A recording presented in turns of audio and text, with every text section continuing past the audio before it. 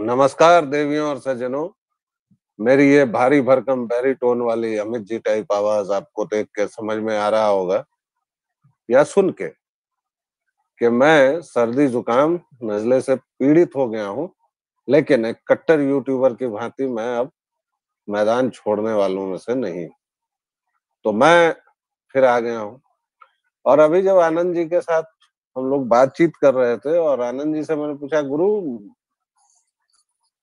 विषय क्या है, मौसम क्या बतियाएंगे क्या हम लोग? तो इन्होंने कहा यार वही घूम फिर के पॉलिटिकल आ जाता है, लेकिन अभी वैसा कुछ हुआ नहीं है। मैंने कहा नहीं, ऐसा तो नहीं है, भारत जैसे देश में हमेशा कुछ ना कुछ होता ही है, लेकिन हाँ, हम लोग जो बतकही करते थे वो छूट गया था। तो आज हम लोग बतकही के उसी फॉर्मेट में हैं, जहां हम लोग कहीं की बात कहीं जोड़ सकते हैं, कहीं हारमोनियम लेके चले जा सकते हैं। आप लोग इस एपिसोड को देखने के बाद उसमें सुझाव दीजिएगा या शिकायत कीजिएगा कि आपको क्या हिस्सा पसंद आया या क्या नहीं आया। और अगर इस तरह की बतकही भी हो तो उसको भी हम एक विषय की सीमा में बांध सकते हैं। तो अगर आप विषय सुझाएंगे तो अच्छा लगेगा। आनंद ब्रो, बात मैं शुरू करूंगा। आपने जो वो एक सरमन ऑन द माउंट कहा जाता है ईसाइयों में, तो आपने एक सरमन ऑन द माउंट दे दिया कि बे राजनीति में तो कुछ हो ही नहीं रहा है। ऐसा थोड़े है भाई। जहां लालू प्रसाद यादव अपने सुपुत्र को जमाने के लिए सब कुछ, सारे घोड़े उन्होंने खोल दिए हैं, तो ऐसा तो होगा नहीं कि वो चुप रहेंगे। अब वो बाप बेटे और पूरा कांग्रेस गिरोह इस जुगत में है कि किसी बनाम बिहारी बनाम गुजराती कर दिया जाए।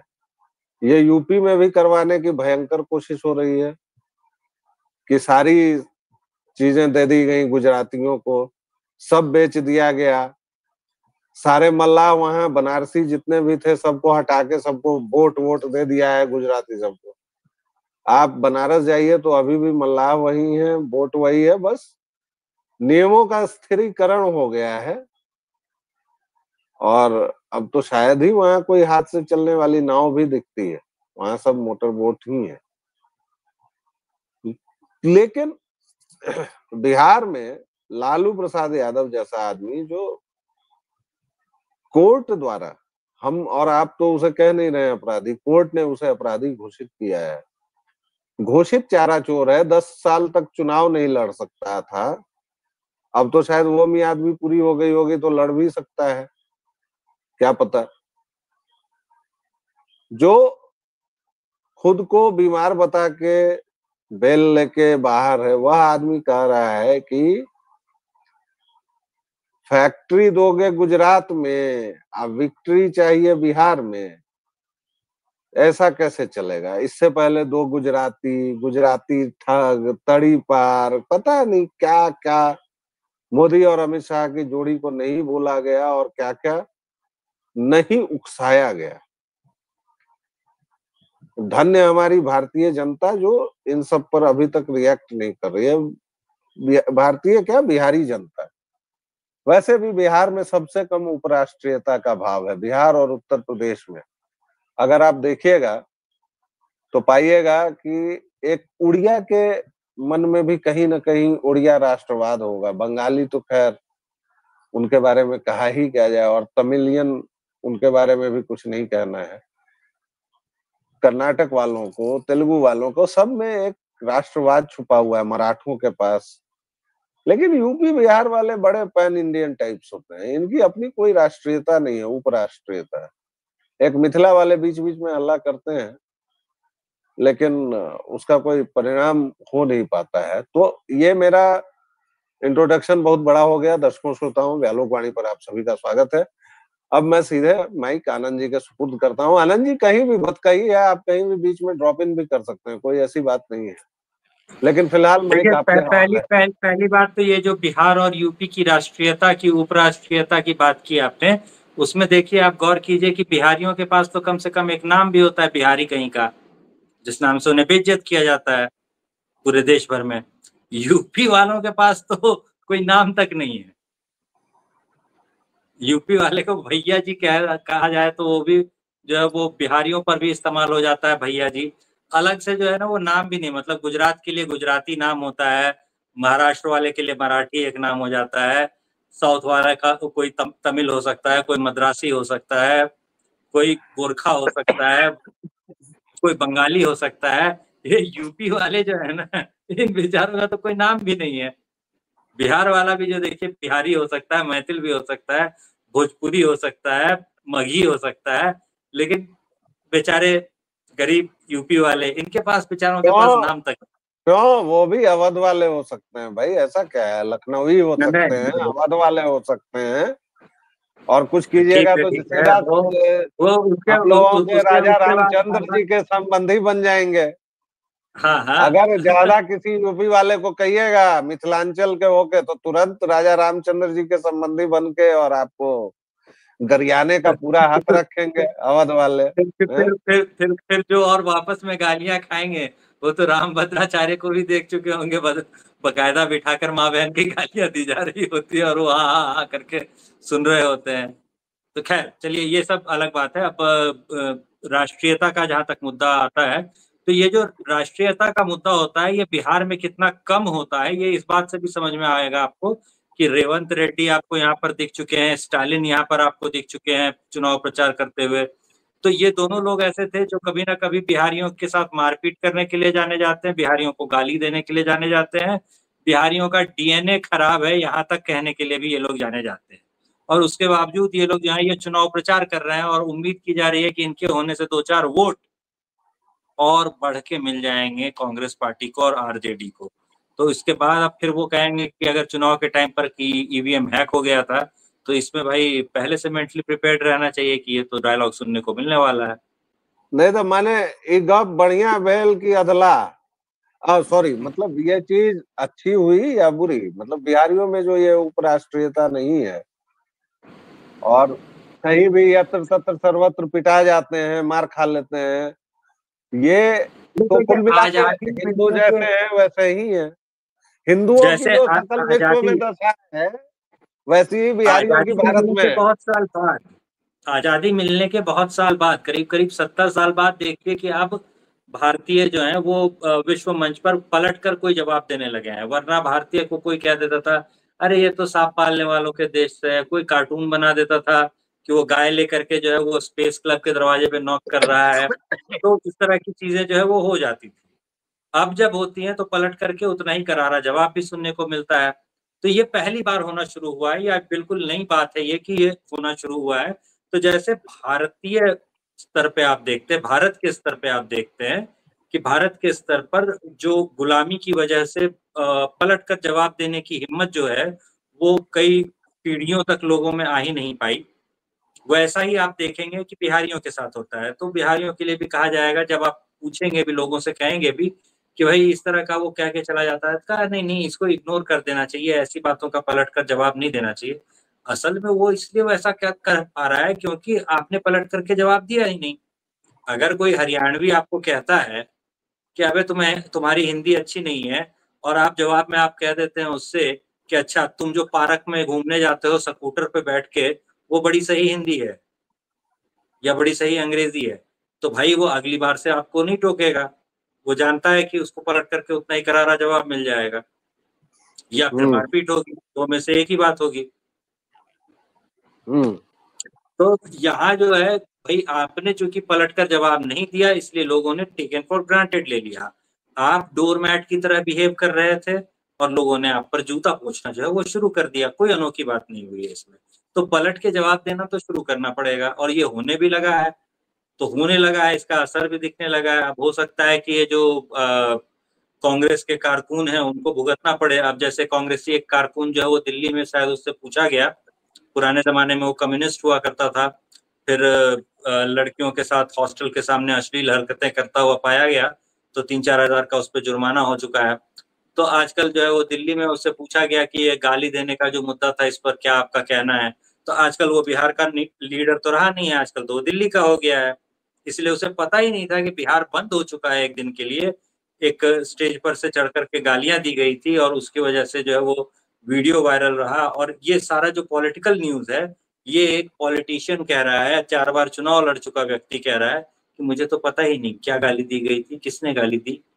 तो ऐसे ऐसे जमीन से कटे हुए जहाँ पे आपके पास नेता हैं, तो वहां पे जब आप कहते हैं कि चुनाव के बाद की ईवीएम हैक हो गया, तो आपकी बात पर तो हंसी ही आएगी। ऐसे जमीन से कटे हुए नेताओं को नहीं पालना चाहिए था। नहीं, लेकिन इसमें उसकी ये भी चाल हो सकती है ना भाई, कि मैं डिनाई कर दूंगा, क्योंकि उसने बहुत बदतमीजी से बात की है। उसने रिपोर्टर को लगातार कहा कौन सी गाली दी है, वो गाली बताइए ऑन कैमरा। और उसमें एक रिपोर्टर महिला है, और वो महिला रिपोर्टर कह रही है कि मैं अब आपको गाली बताऊं, और ये तमाम चीजें फिर भी वो मतलब चल रही हैं। मतलब तो ऐसा है कि बेशर्मी पे अड़ा हुआ है, जो कि देखिए, एक तो कम्युनिस्ट है तो बेशर्म उसका होना बिल्कुल तय है, और उसके बाद जब वो कांग्रेस ज्वाइन कर लेता है तो महिलाओं के साथ इस तरह का बर्ताव करने में उसकी पीएचडी हो जाती है। पहले समाजवादी था, साम्यवादी था, और उसके बाद फिर वो फिर से समाजवादी हो रहा है। तो इतनी बार जब डीएनए में घालमेल होता है ना, तो इस तरह के लोग जो है वो पैदा हो जाते हैं। तो वो स्त्रियों से इसी तरह से बर्ताव करेगा। इसके लिए तो लड़कियों को कम से कम मेंटली प्रिपेयर्ड रहना चाहिए। जी। लेकिन मेरा सवाल अभी एक ही है आपके लिए, कि बिहार के लिए ये अच्छी बात हुई है या बुरी बात हुई है? देखिए, न होना, राष्ट्रवादी जैसा भाव न होना अच्छा है, क्योंकि अगर ये नहीं होता ना, अगर ये राष्ट्रवादी वाला जो सब नेशनलिज्म जिसको कहते हैं, ये भाव अगर बिहार में होने लगेगा, उपराष्ट्रवादी। तो फिर तो मैथिली वाले जो हैं वो लड़ रहे होंगे भोजपुरी वालों से, मगही वाले जो है वो बज्जिका वालों से लड़ रहे होंगे, अंगिका वाला कहेगा हम अलग हैं। तो यहाँ तो 5 राज्य एक ही राज्य में भाषा के आधार पे हो जाएंगे। तो सब नेशनलिज्म जो है वो बिहार के लिए बुरा है, और बिहार में नहीं बना पाता क्योंकि हम लोगों को इसकी जरूरत नहीं। इस आइडेंटिटी की हम लोगों को उतनी ज्यादा जरूरत नहीं होती है, या उसको हम लोग उतना इम्पोर्टेंस नहीं देते हैं। हाँ, जो गुजरात में मारेगा तो तमिलनाडु भाग जाएंगे बल्लू। मान लीजिए जो तमिलनाडु में मारेगा तो कर्नाटक भाग जाएंगे बल्लू। कर्नाटक चल देंगे। वहां से भी मारेगा तो बल्लू तो उड़ीसा जम्मू ये कश्मीर, है, चाहे जम्मू जम्मू कश्मीर कश्मीर चले जाएंगे। हाँ ठीक है, ये जम्मू बात भी कश्मीर में आपकी तो आपको कहना। पता ही है, 370 हटने के बाद से, 375 हटने के बाद से जम्मू कश्मीर में जो सारे वो प्लॉट लिए जा रहे हैं एक एक करके, वो तो बिहारी ही खरीद रहे हैं ना। आपको तो पता ही होगा। राइट। तो धनाधन खरीद वैसे चल भी रही है। वैसे भी सबसे ज्यादा आईएच हमारे यहाँ से होते हैं। हमारे यहाँ अच्छे होते हैं।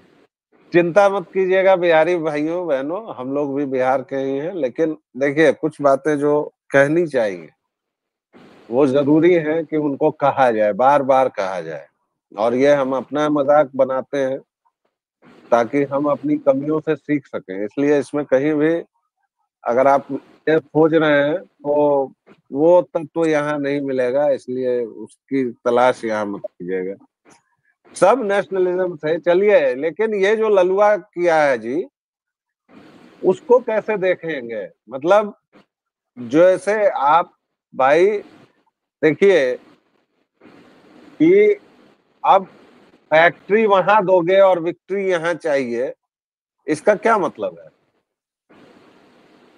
देखिए, फैक्ट्रियां जो थी ना, वो फैक्ट्रियां अभी जिन लोगों को सोशल मीडिया की थोड़ी बहुत भी आदत होगी, अगर ट्विटर वगैरह पर घूमते रहे हैं और इस सब पे फेसबुक पे भी घूमते रहे हैं, तो हाल में मॉर्टन की एक फैक्ट्री का फोटो, पुराना फोटो जो है, वो फिर से सोशल मीडिया पर काफी वायरल रहा था बीच के कुछ दिनों में। जिन लोगों को याद होगा, या सबने सोशल मीडिया पर कभी ना कभी वो तस्वीर देखी ही होगी। उसमें कहानी कुछ यूं होती है कि सिवान के एक इलाके में ये मॉर्टन की फैक्ट्री थी, बहुत अच्छी चलती थी, और उसके बाद जो है वो नेताजी जो है, विधायक जी जो हैं, उन्होंने रंगदारी मांगनी शुरू की। जब इन्होंने नहीं दी रंगदारी, तो जो गाय वगैरह बांध करके रखते थे जिससे वो कुआ बनता था, मेवा वगैरह बनता था, जिससे चॉकलेट में भरा जाता था, टॉफी में भरा जाता था जिसे, तो उन गायों को खोल के भगा देते थे, ये सब कर देते, सब तंग तंग करके आखिरकार वो फैक्ट्री जो थी बंद करवा दी। रोजगार वगैरह वहां से खत्म हो गया। अब वहां पर नेताजी की भी कमाई नहीं होती उससे, और जो लोगों को रोजगार मिला हुआ था वो तो गया गया ही। तो ये एक फैक्ट्री जो थी, वो एक फैक्ट्री की बात नहीं है, पूरा पूरा डालमिया नगर जो होता था ना, वो पूरा का पूरा डालमिया नगर कम्युनिस्टों ने और समाजवादियों ने और साम्यवादियों ने मिलकर के बंद करवा दिया। पूरा पूरा डालमिया नगर शहर होता था। ऐसे ही और जगहों पर आप जो चीनी मिल देखेंगे तो चीनी मिल अनगिनत थे जिनको बंद करवाया गया। अरे शाहाबाद को इन्होंने बर्बाद कर दिया भाई, मिथिलांचल को बर्बाद कर दिया। और वो लालू प्रसाद यादव घोषित अपराधी, वो कहता है कि मतलब फैक्ट्री की बात कर रहा है, रोजगार की। मतलब विडंबना भी शायद कहीं मुंह छुपा के हंस रही होगी कि ये दिन देखने से पहले मैं मर क्यों नहीं गई। आपको नहीं लगता है ऐसा? देखिए, फैक्ट्रियां बंद करवाने में लालू यादव से ज्यादा योगदान तो किसी का रहा ही नहीं है। सारी की सारी फैक्ट्रियां जो बंद करवाई हैं वो तो उसमें से ज्यादातर में तो लालू यादव का हाथ है। तो ये सब कुछ जो है वो सबसे पहले लालू यादव के सर जाएगा, और उसके बावजूद ये आदमी उतनी ही बेशर्मी से लोगों को कह पा रहा है कि फैक्ट्री वहां पे दे रहा है और वोट यहाँ पे मांग रहा है, विक्ट्री यहाँ पे मांग रहा है। तो इस आदमी से पूछा जाना चाहिए कि भैया जो फैक्ट्री पहले से थी उसको बंद करवाने वाला जब अपने लिए विक्ट्री मांग रहा है तो उसको क्या दें हम? अब किस पार्टी को वोट देना है ये तो हम नहीं कहेंगे। अब कोई लोग अगर मेरा गमछा वमछा देख रहे हो तो भाई हम उनसे निवेदन करेंगे कि प्रेरणा न लें, प्रेरणा हमारे पास ही रहने दें। नहीं, देखिए, मैं तो बार बार अपने दर्शकों श्रोताओं को कहता हूँ आनंद जी, कि मैं आपको ये कतई नहीं बता रहा कि आप किस पार्टी को वोट दीजिए, क्योंकि मैं किसी पार्टी का सदस्य नहीं हूँ, बंधक नहीं हूँ, सदस्य भी नहीं हूँ, कुछ नहीं हूँ। मैं आपको केवल ये बता रहा हूँ कि बिहार में लालू प्रसाद यादव के खानदान की वापसी सत्ता में नहीं होनी चाहिए। इसको रोकने के लिए कुछ भी करना पड़ेगा, तो करना चाहिए। इसलिए हम लोग लगातार आप लोगों से ये सारी बातें करते हैं। हमने पूरी की पूरी जंगल राज सीरीज चलाई हुई है। वैसे हमने बातचीत शुरू की थी कि कहा था कि बतकही करेंगे, लेकिन अब मुझे लगता है कि बातचीत थोड़ी स्थिर हो गई। लेकिन खैर, आनंद जी, आप प्लीज कंक्लूडिंग रिमार्क्स अगर देना चाहें। देखिए, फैक्ट्री वगैरह के मामले में सीधी सी बात यह है कि व्यापारियों और इन सब वर्गों का जो पलायन था बिहार से वो शुरू हुआ था लालू यादव के दौर में। शुरू हुआ था क्योंकि अपहरण को एक उद्योग की तरह पनपाना जो है वो शुरू कर दिया गया था, और चूंकि इसमें सत्ता का समर्थन इतना ज्यादा था कि लोग बच नहीं सकते थे या भाग नहीं सकते थे, तो कई लोग जो है वो अभी हाल में तो सुभाष यादव जो है उन्होंने साफ साफ ही एक वीडियो में बता दिया था कि इंटरव्यू में बता दिया था कि ये मामला जो था ये हुआ था और उस वक्त ये हुआ था, और मुख्यमंत्री के आवास पर बैठ करके सेटिंग चल रही थी और वहां से डील हुई थी कि कितना पैसे में कहाँ पे इसे छोड़ा जाए। तो ये तो स्थिति है। तो इस स्थिति में आप सोचिए कि भाई कैसा व्यापार पनपा होगा और कैसा व्यापारियों का और उद्योगपतियों का पलायन कैसा हुआ होगा। तो फैक्ट्री जो आज बिहार में नहीं है उसका सबसे बड़ा कारण कहीं ना कहीं लालू यादव का राज होता है। अच्छा, और इस पर इसलिए एक सबसे त्वरित पहले जो है सवाल, इस पर एक जी, त्वरित सवाल दूसरे पक्ष की तरफ से।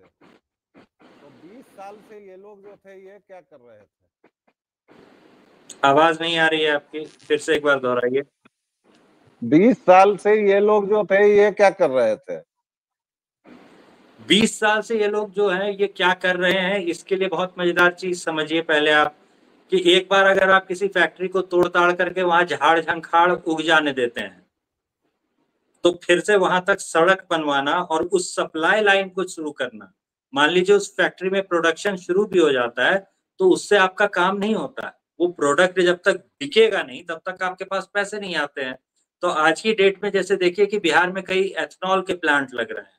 तो एथनॉल के प्लांट इसलिए लग रहे हैं क्योंकि पता है एथनॉल का प्लांट लगाने वालों को कि एथनॉल तो बिक ही जाएगा, सरकार के पास खरीदने के सिवाय और कोई विकल्प नहीं है, तो एथनॉल बिक ही जाएगा, इसीलिए एथनॉल के प्लांट लग रहे हैं। इसकी तुलना में अगर आप कहेंगे कि मशरूम की खेती तुम और ज्यादा मात्रा में शुरू कर दो, तो आपको भी पता है कि मशरूम की खेती करके अगर किसान उगा लेगा, उपजा भी लेगा, तो मान लीजिए कि अगर वो मुजफ्फरपुर के किसी गांव में उपजा लेता है मान लीजिए, तो वो बेचेगा कहाँ? या तो उसको मुजफ्फरपुर शहर में बेचना है या पटना शहर में बेचना है। तो इतनी दूर तक ट्रांसपोर्ट वगैरह का जो कॉस्ट है ये सब कुछ आएगा, तो ये सरकारी मदद के बगैर वो कर ही नहीं सकता। तो इसलिए जो कृषि संबंधी जो बिहार सरकार की योजनाएं हैं उसमें आप देखिएगा कि उसमें लोगों की रुचि बहुत ज़्यादा रहती है, उसमें लोग अप्लाई बहुत ज़्यादा कर रहे हैं और अब धीरे-धीरे जो है वो फूड प्रोसेसिंग की यूनिट्स जो है वो फिर से लगनी शुरू हो रही हैं। तो इसमें एक बदलाव जो है ये एक है, छोटा बदलाव जो नज़र आ रहा है और ये जो फैक्ट्री नहीं लग रही इसकी शिकायत होती है। तो फैक्ट्री भाई एक ही बार में कोई बहुत बड़ी-सी फैक्ट्री आपके पास लग जाए, ऐसा तो नहीं होगा। छोटी-छोटी ऐसी यूनिट्स जो होती हैं फूड प्रोसेसिंग वगैरह की यूनिट्स से ही शुरुआत होगी। आगे पैकेजिंग और बाकी चीज़ों में या फिर ट्रांसपोर्टेशन की और बड़ी कंपनियाँ जो होती हैं, वो इनके पीछे-पीछे आ जाएँगी। थोड़े दिन में देखिए कि ये चीज़ें जो है वो बदल जाएँगी। लेकिन दर्शकों श्रोताओं आपको बता दूं कि अदानी को मोदी जी ने पूरा बिहार भी बेच दिया है। क्या बेच दिया है, कैसे बेच दिया है, इस पर अगली सत्र में हम लोग चर्चा करेंगे। तब तक के लिए एक छोटा सा विराम, फिर हाजिर होंगे। तब तक के लिए दीजिए आज्ञा। जय सिया राम। जय श्री राम।